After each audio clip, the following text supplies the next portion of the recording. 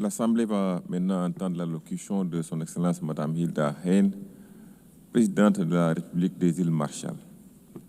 Je prie le protocole de bien vouloir accompagner Son Excellence et je l'invite à prendre la parole devant l'Assemblée générale.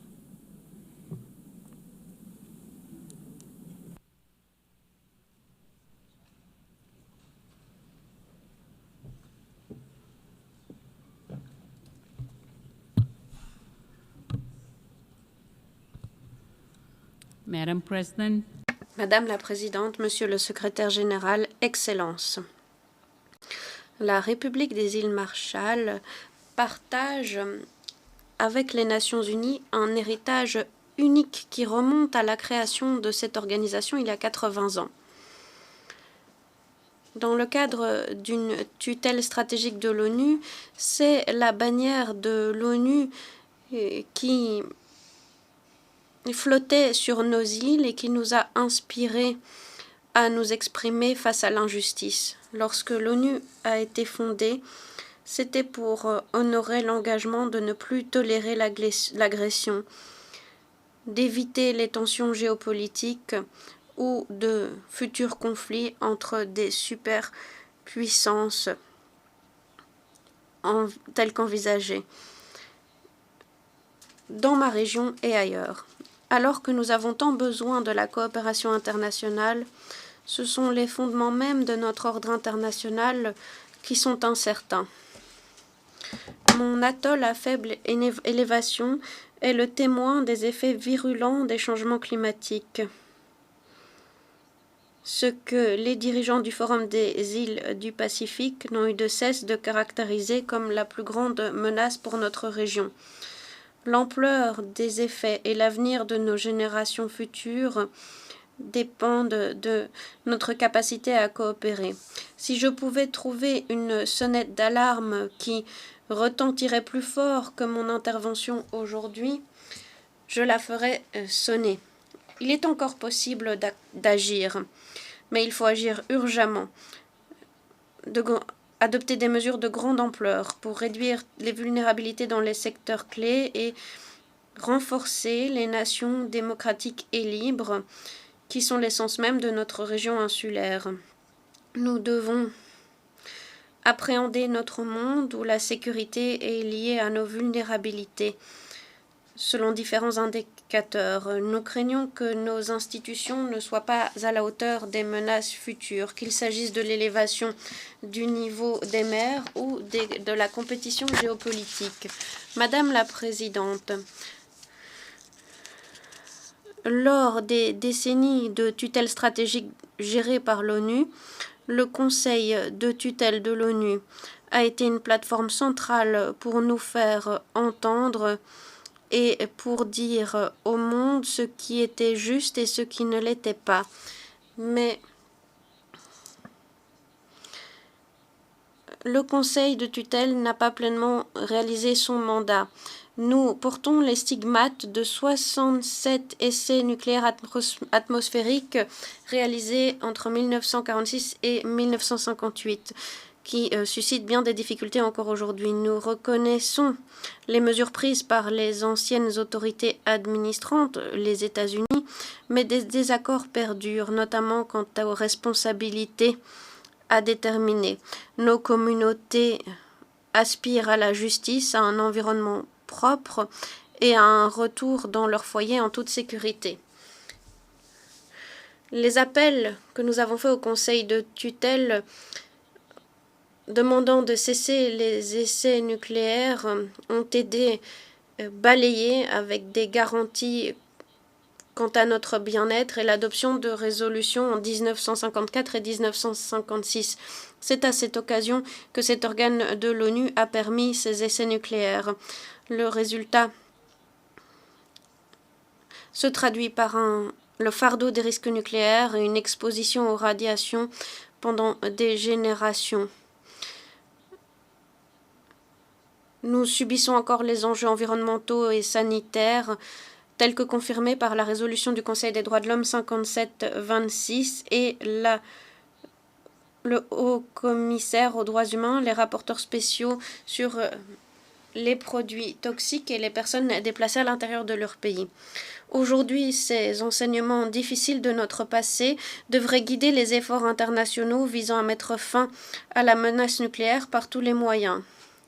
L'accroissement des tensions internationales fait augmenter les risques nucléaires. Les îles Marshall ont récemment signé le traité établissant une zone exempte d'armes nucléaires dans le Pacifique Sud, le traité Rarotonga, et nous comptons sur sa ratification prochaine.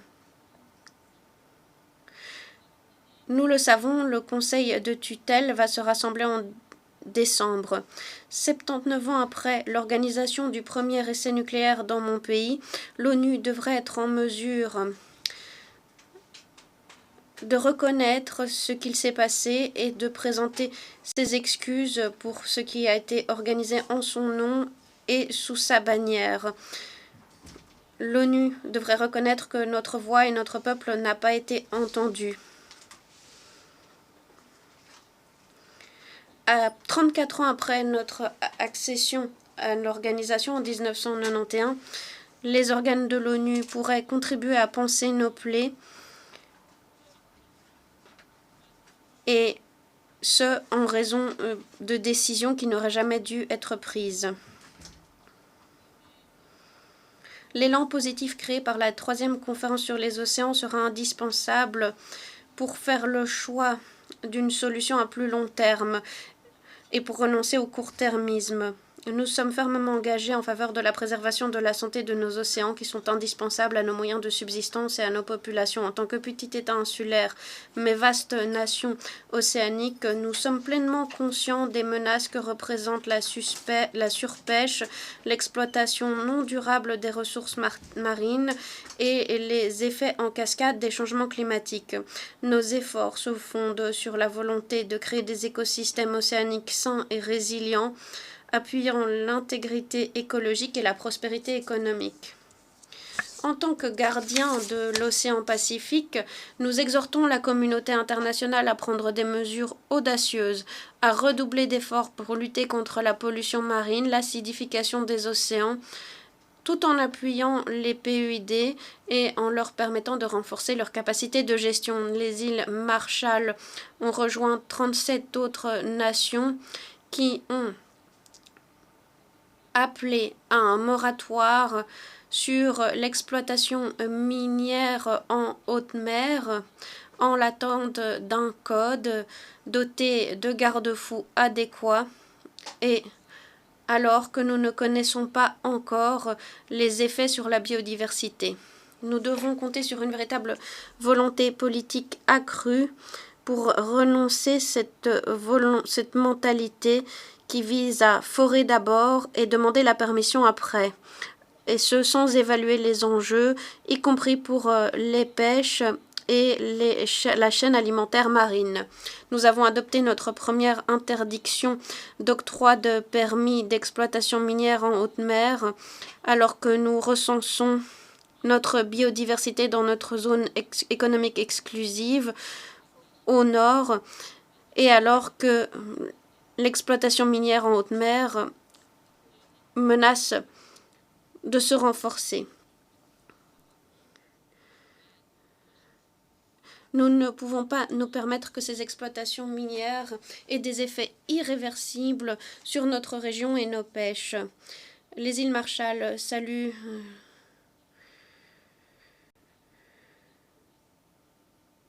l'entrée en vigueur de l'accord sur la biodiversité au-delà de la juridiction nationale très prochainement, et nous comptons sur une architecture robuste. Cette année, nous célébrons le 10e anniversaire de l'accord de Paris et la création de la coalition ambitieuse visant à nous en tenir à une augmentation de 1,5 degré Celsius. 10 ans plus tard, nous sommes au bord du précipice. La Cour internationale de justice a confirmé que le droit international exige que toutes les nations agissent, qu'elles soient signataires de l'accord de Paris ou non. La décision est claire. Il s'agit d'obligations contraignantes. Il s'agit d'obligations à éviter les dégâts dont nous sommes les témoins aujourd'hui et qui vont s'aggraver alors que les températures augmentent. La grande majorité des pays échouent à honorer leurs obligations. La Cour internationale de justice a indiqué que le droit international exige des mesures et une diligence stricte de la part de tous. Il s'agit là d'obligations contraignantes à éviter les dommages dont nous sommes maintenant les témoins. La CIJ a aussi confirmé que, comme nous l'avons toujours dit dans le Pacifique, une fois établies, les zones maritimes sont immuables et notre statut d'État perdurera alors que le niveau de la mer s'élève. Chaque pays devrait avoir présenté ses nouvelles cibles climatiques d'ici à février. De cette façon, nous devrions être conscients des mesures à prendre pour préserver la promesse de 1,5 degré Celsius d'augmentation. Seuls 15 pays, y compris les îles Marshall, l'ont fait, et seuls 32 l'ont fait jusqu'à présent. Ces plans doivent pourtant présenter la façon dont les pays vont mettre fin à leur dépendance ou à l'énergie fossile qui nous maintient en otage, et remplacer ces énergies par des sources renouvelables pour un avenir sain pour nos économies et notre avenir à tous. Afin de prospérer, nous devons investir des milliards de dollars dans le financement climatique, notamment pour l'adaptation et les pertes et les dégâts. Nous avons bien entendu les promesses, mais ces promesses ne nous permettent pas de retrouver les terres que nous avons perdues. Cela ne nous permet pas de protéger nos mangroves, de protéger nos hôpitaux, nos écoles face à l'élévation du niveau de la mer, ou préserver nos cultures si étroitement liées aux océans. Pour cela, nous devons compter sur des financements. Il est grand temps que le monde des pays riches honore ses engagements et fournisse les financements là où ils sont les plus nécessaires. Alors que nous approchons de la COP30, toutes les nations doivent honorer leurs promesses et réagir face à cette catastrophe climatique. Nous devons combler le gouffre d'1 millier de milliards de dollars en matière de financement climatique, surtout pour l'adaptation.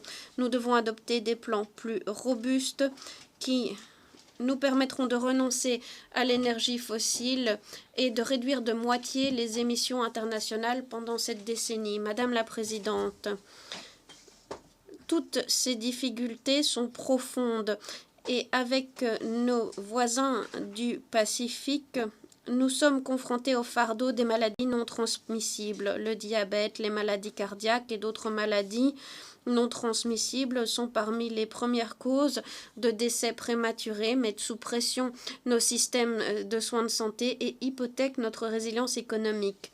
Cette crise est le reflet des inégalités internationales et des difficultés locales. Cette crise témoigne de la nécessité d'adopter des partenariats insulaires de grande ampleur pour que nous réalisions les droits fondamentaux à la dignité et aux soins de santé de nos populations. Madame la Présidente, en tant que petite nation, les événements à l'autre bout du monde sont malgré tout pertinents pour nos côtes.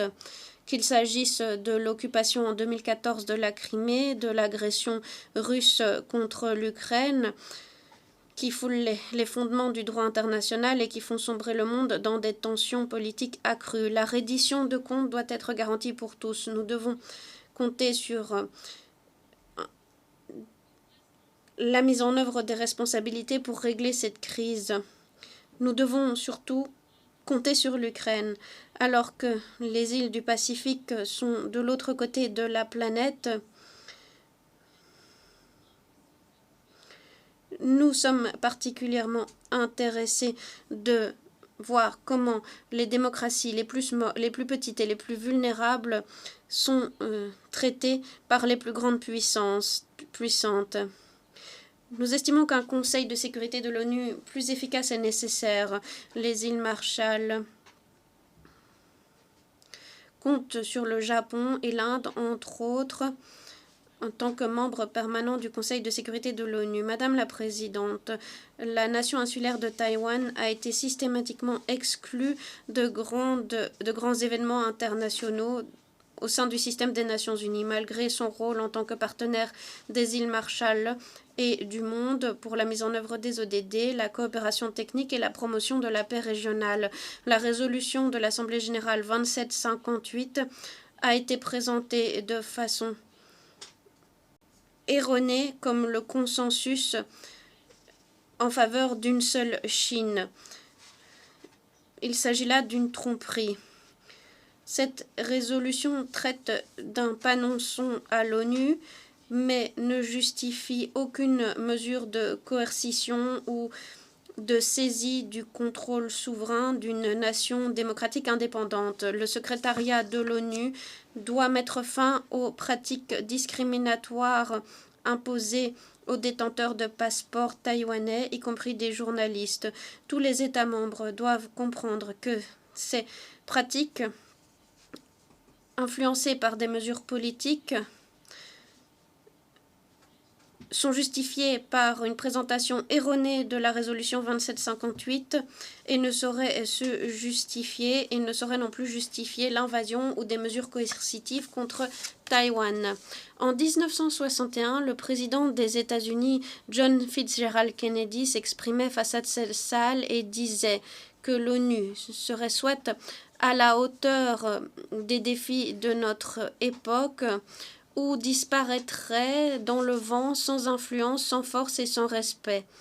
Il décrivait l'ONU comme étant deux forces, l'une se composant de ceux qui tentent de créer le monde tel qu'il est décrit aux articles 1 et 2 de la charte, et l'autre souhaitant un monde bien différent qui s'apprête cette organisation.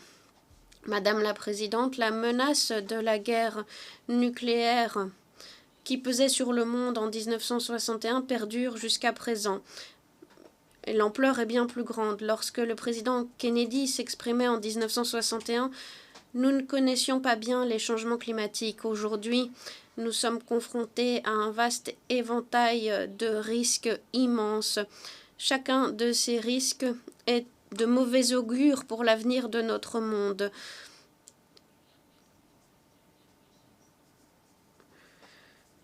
L'espoir que nous préservons pour les générations de demain est de concrétiser notre vision de multilatéralisme et de paix entre nations. Je vous remercie. Je tiens à remercier la présidente de la République des îles Marshall